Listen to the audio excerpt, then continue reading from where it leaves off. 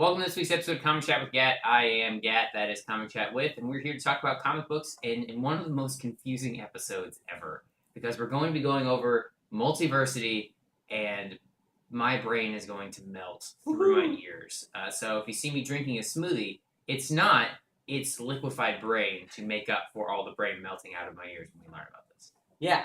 Okay, so this week they released the hardcover Grant Morrison's The Multiversity. So it's a big book. And it's heavy. And what's cool is on the spine of the book, you have all the different Earths there. Woohoo!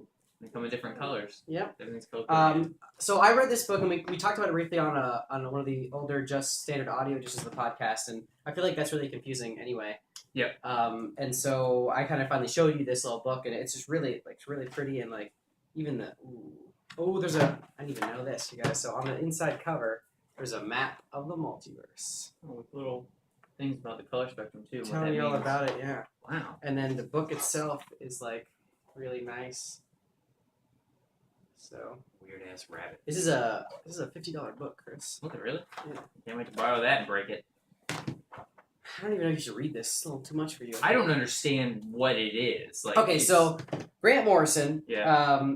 He's definitely one of the most, I guess maybe intellectual is the best way to put it, writers. When he writes a book... Of Watchmen fame. No.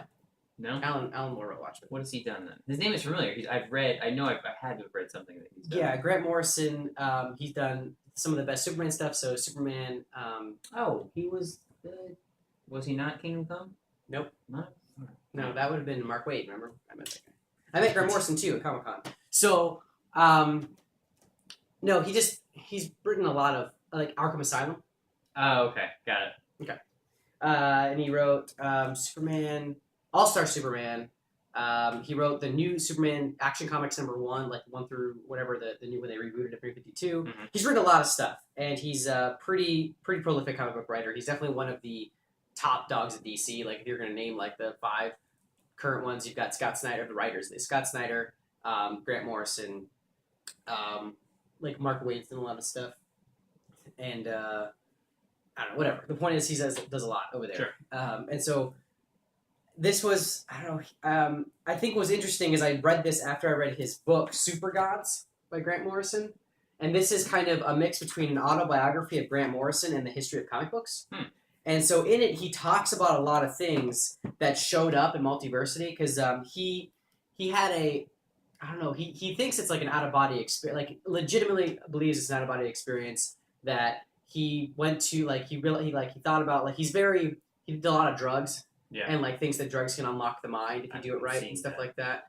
So he talks about some, like, literally almost the plot of this book, and I didn't even know it until I got to the end, and I was like, oh. But he also talks about how he thinks, what if, like, the comic you're reading, like, we're reading in a 2D dimension, and he's like, the thing about comic books is their time doesn't move until you turn the page. Like, they're literally just stopped in time. And so one of the books, which I think is the best thing he wrote of all of these things, was Multiversity Ultra Comics. And it's basically the book comic is talking to you. Like, it says, only you can save the world. If you value your lives, you must not read this comic. And so, like, every turn page is kind of like, it's like, don't turn it, because the world, you will die, because this is the comic that some of the other characters in these other universes are reading that cause this destruction of their world. And so it's just super neat. Like, it's really, really cool and neat. And the whole thing is good. But I think that if you're not hip on all the comics, there's maybe 3 you should read just because. I would say read The Just is pretty cool because it's basically like the sons and daughters of, like, all the main heroes, like Lex Luthor, Batman, Superman, and kind of how they're dealing with, like, Batman and Superman figured out how to stop, like, crime, like, before they, like, died or whatever. So they're like, so their kids are like these superheroes, but they're bored as shit. Yeah. And so all they do is, like, do weird, like, parties and, like, it's kind of like you have the hardworking, like, person that makes a lot of money, and then their kid is just a total douchebag. It's the same thing with superheroes, which is really fun. So that's The Just. It kind of has, like, this, like, magazine cover. Yeah. And then the Multiversity Guidebook is really interesting. The beginning starts a little confusing because it's a whole bunch of characters you don't know, but in it is an entire, like, I showed you that map of the multiverse a second ago, is an explanation of every Earth. So of Earth 0 through Earth 51. and kind of like little bits and pieces like this, on this Earth this happened, and so you're like, oh, there's Red Sun Earth, and like, oh, there's Earth 1 and Earth Prime and stuff like that, and that was really cool. And then I definitely recommend reading Alter Comics. Mm-hmm. So reading these through, it's a chore. It's not like you're reading, you're kind of like, I don't understand. What do you gain from finishing this? Just superiority, or is it something that makes you anything you're reading within the DC universe, it makes it make more sense? I mean, this is the most comprehensive, most interesting version of the multiverse. And what's cool about it is there is one, I can't remember which one it is. It's one of these books. It actually goes into Final Crisis. I mean, and Crisis on Infinite Earths. So we talked about that briefly too. And so the main Crisis events of the DC universe that this kind of is hinging on and stuff like that was Crisis on Infinite Earths, which took all the Earths and blew them up, made them one. And then it wasn't until Final Crisis when the Flash, because the Flash dies, right? Yeah.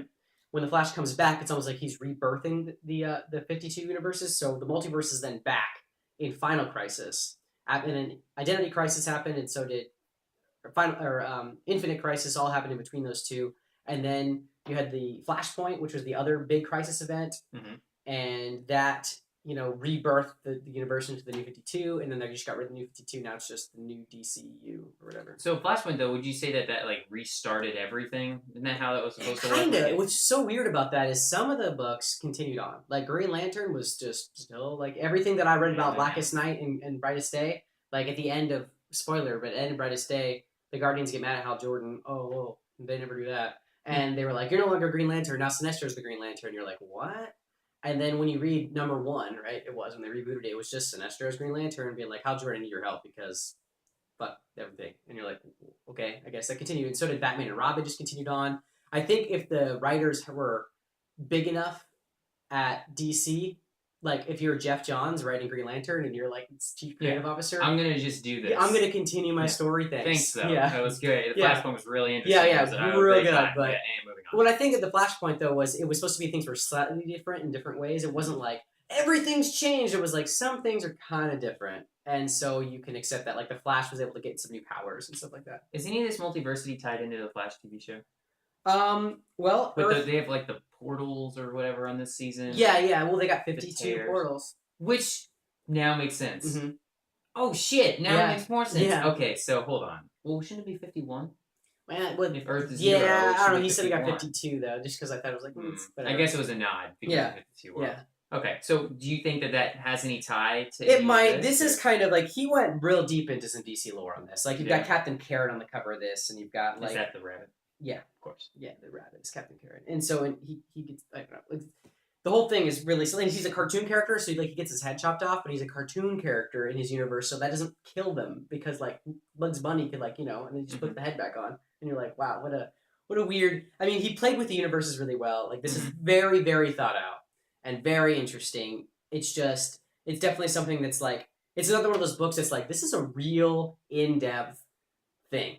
You're not just going to pick you're it taking a course on it. You really are. It's definitely not casual reading, but it's highly recommended. I think it's excellent. I have friends who got through the first 2 issues and were kind of like, I don't know. Even the second issue is like Dr. Fate, and it's pretty cool. It still is kind of like a thing you have to like say, I'm going to read all these. And then once you get farther and farther into it, it starts all making more and more sense. Mm-hmm. And then they tied the bookends are Multiversity number 1 and Multiversity number 2.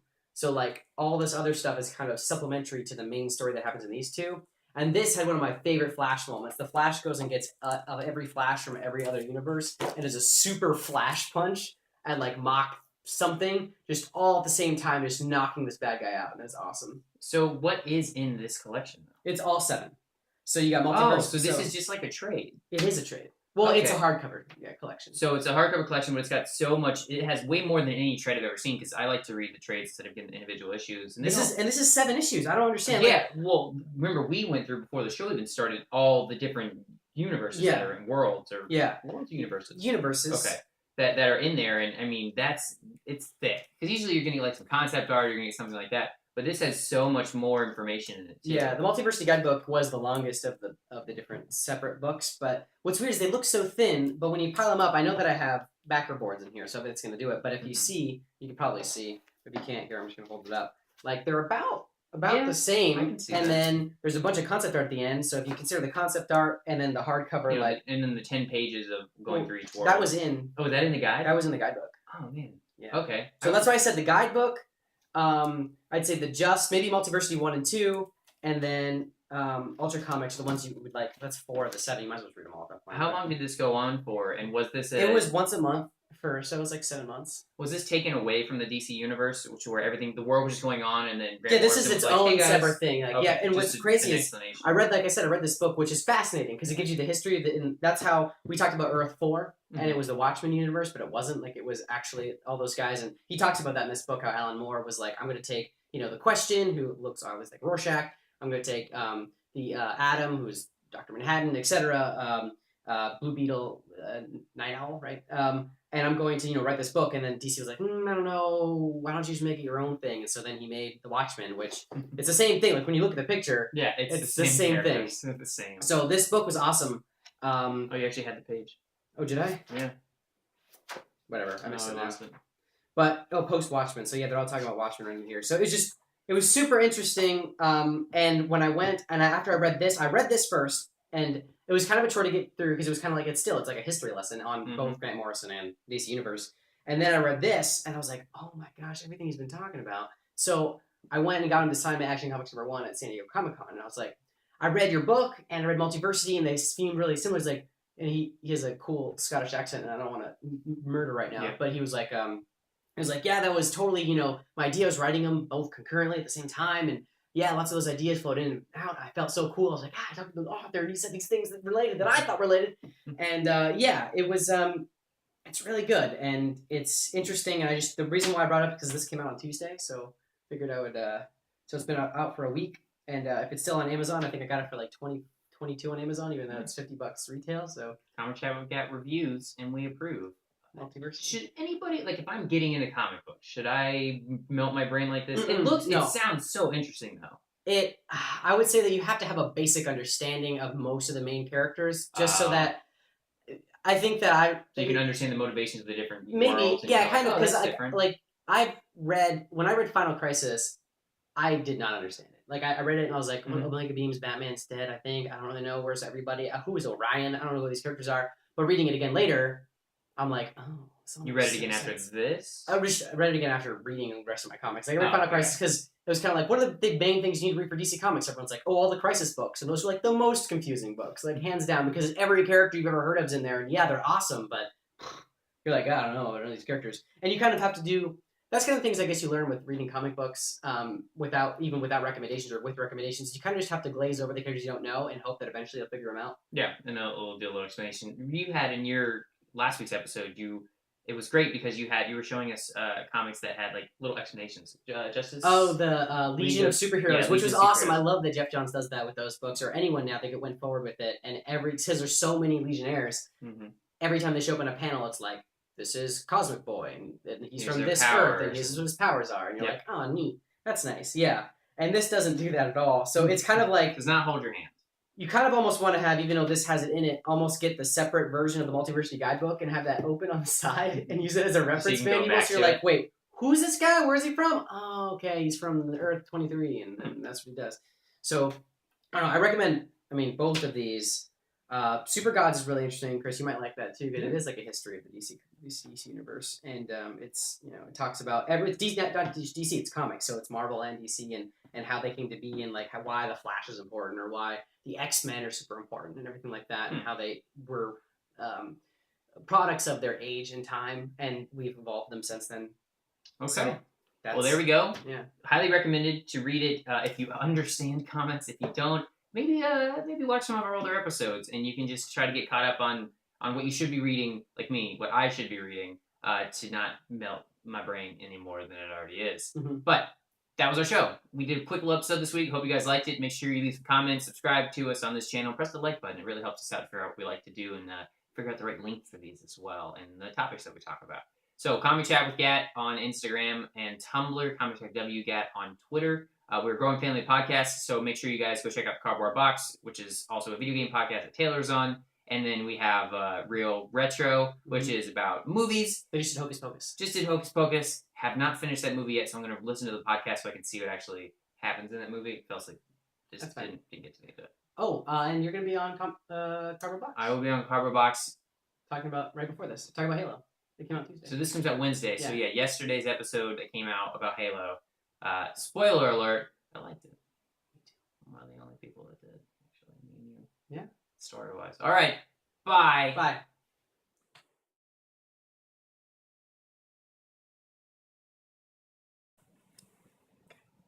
See, they saved me, right? Yeah. It was an hour earlier today. I think we got an extra hour of sleep. No, I think it's the back. It's spring forward, fall back. So we lost an hour. That's why I'm so tired. I woke up and I was like, oh! Like 7:30. I was like, what? Did I miss my hours? Chris here? I don't know. Yeah, no, because you thought it was 8:30, but it's not. It's 7:30. You lost an hour of sleep. Okay. It sucks. Maybe I gained an hour. Now I gotta look it up. Chris, just start the thing. We're losing time. Okay, Google. Do you lose an hour in the fall? According to time and dates to remember which way to set your watch, keep in mind, spring forward, fall back. You set your clock forward in the spring when DST starts. Back 1 hour when Oh, DST God damn it. ends. Yeah!